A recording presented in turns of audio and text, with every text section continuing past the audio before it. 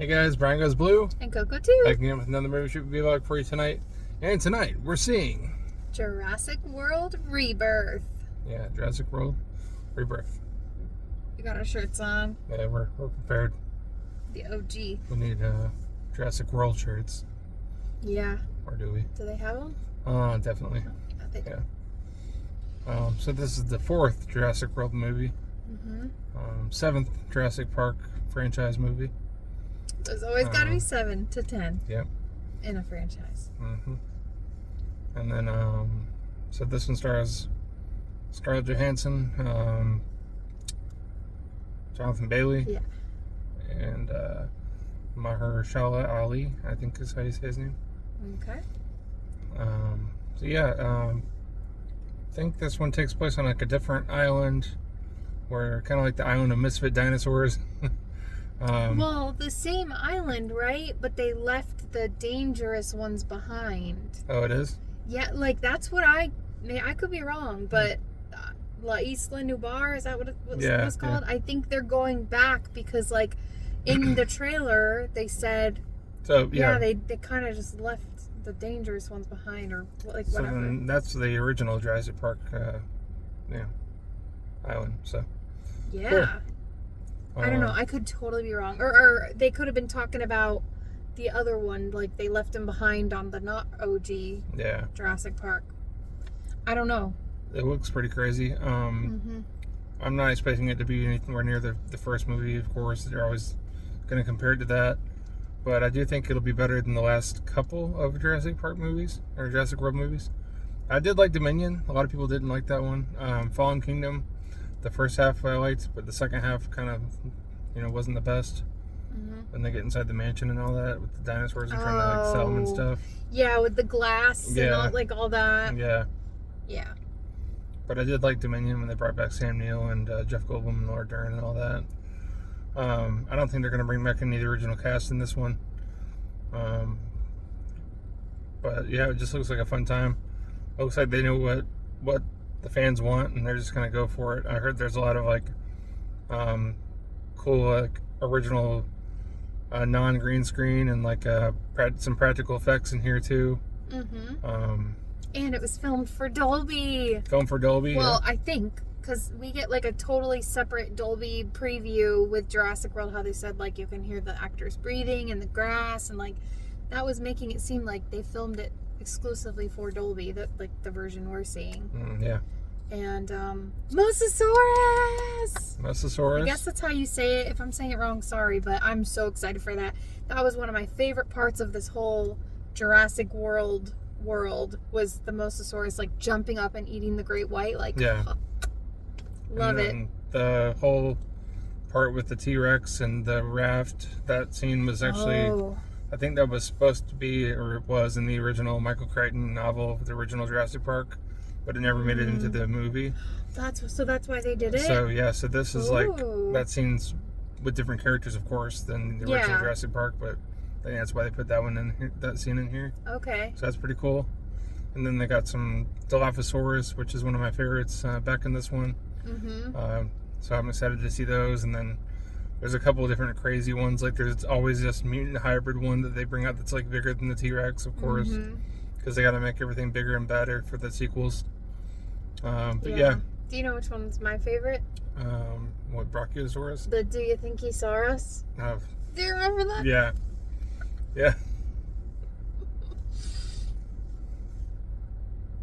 No, I think the T-Rex, the big bad. Yeah, with the big loud, noise that he makes. Yeah, the classic. Yeah.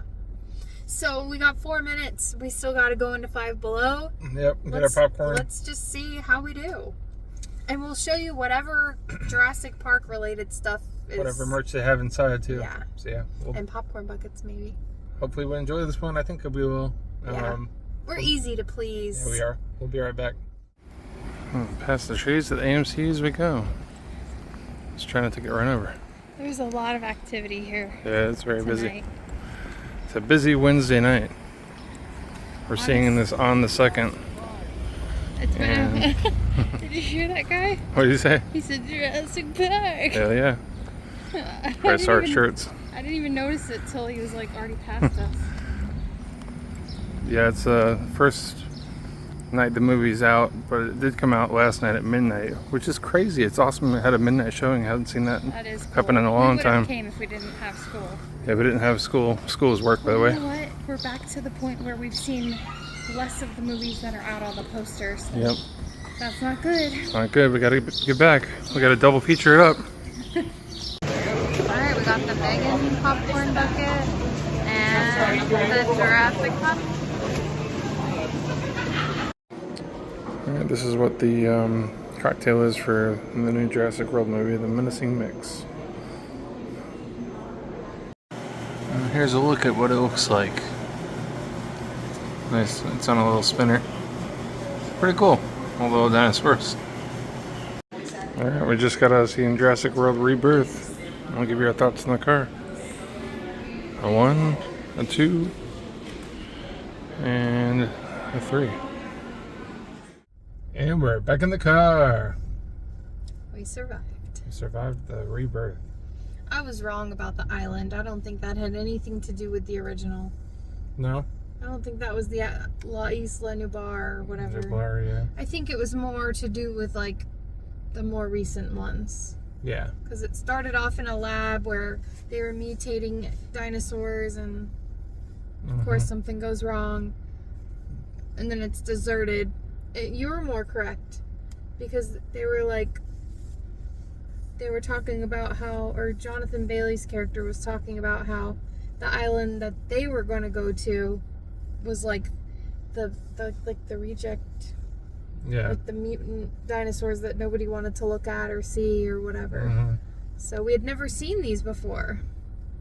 Yeah, so basically dinosaurs are becoming, something that people are kind of like a nuisance in the world, and the only dinosaurs that really like flourish well are towards the equator and on certain islands and stuff.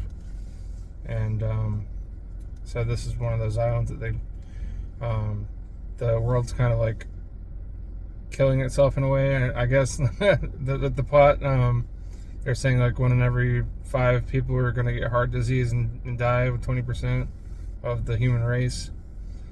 So they have this way of like taking blood samples from dinosaurs that are still alive and making a cure out of that. Yeah, so they basically go on this mission that's like, it's against the law to like go to this island because it's so dangerous. Nobody ever lives. So that happens. And then it just gets kind of crazy from there. And then there's like this other family that's just like on a boat randomly near the island, and they kind of integrate with the other people too.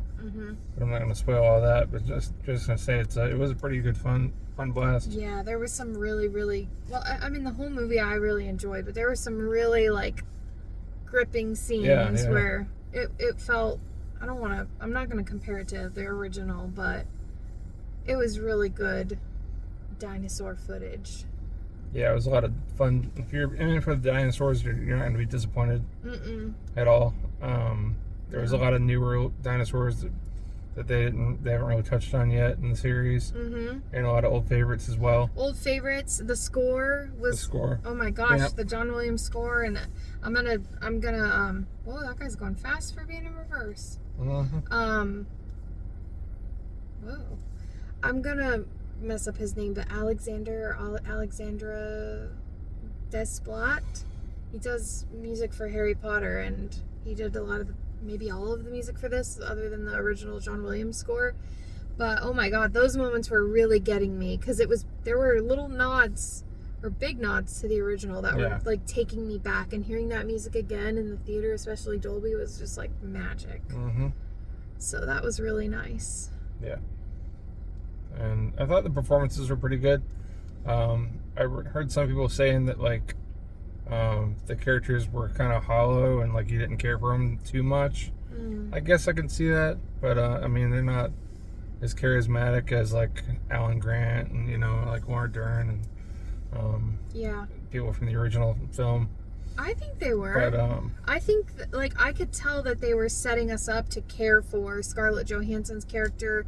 The other guy, I don't know his name. You said his name earlier. it's like Mahershala Ali. Yes, Yeah. they really got us invested in them, and even Jonathan Bailey's character. Like, I could tell that they were really trying to get us invested. Yeah. They didn't really touch too much on the family's characters. Like, I would have liked to have learned a little more about the father. Like, why were they out on this sailboat Yeah. with the kids? You know, like, and not that I didn't care about them, but you know, kind of cared about the other crew more.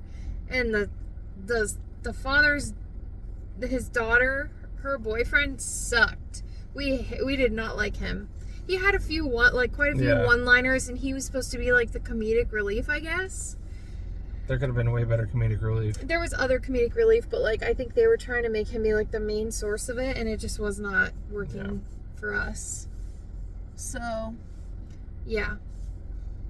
That was odd, but I really liked the elements that they were in to like find these dinosaurs. So like there were 3 different blood samples that they needed to take from live dinosaurs, and we've already mentioned the mosasaur. They were saying mosasaur. I thought it was mosasaurus, but the water element, and then it's not a pterodactyl. It was like a Quetzalcoatl.